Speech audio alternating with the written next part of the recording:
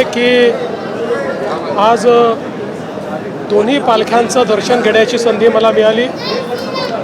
ज्ञानेश्वर माऊली आणि जगद्गुरू तुकाराम महाराज यांचा आशीर्वाद आज प्राप्त केलेला आहे आणि मला आनंद आहे की यावेळी विशेषतः ज्ञानेश्वर माऊलींची पालखी ज्या ठिकाणी असते तिथे खूप अडचणी होत्या, त्या अडचणी महानगरपालिकेने दूर केल्या आणि चांगल्या पद्धतीनं तिथे विस्तार करण्यात आला आणि पुढच्या वर्षी अजून चांगली व्यवस्था त्या ठिकाणी होईल असं लक्षात येतं आहे।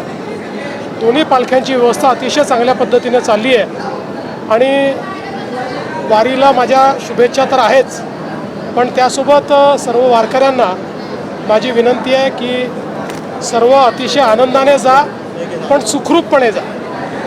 अतिशय सुखरूप अशा प्रकारे ही वारी पूर्ण व्हावी हीच विठुरायाच्या चरणी प्रार्थना।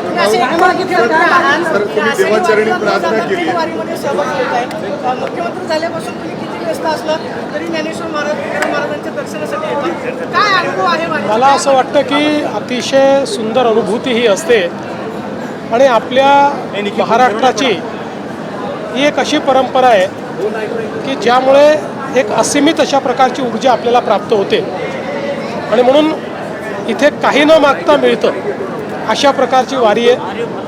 अर्थात मला विश्वास आहे की मी जेव्हाही पांडुरंगाकडे जातो तसं तर मी ईश्वराला कधीच काही मागत नाही, पण जेव्हाही पांडुरंगाकडे जातो त्यावेळेस पांडुरंगाला एकच साकडं घालतो, कारण आमचे सगळे वारकरी हे शेतकरी पण आहे, त्यामुळे आमच्या वारकऱ्यांना शेतकऱ्यांना सुखी ठेव एवढंच पांडुरंगाकडे मागणं असतं।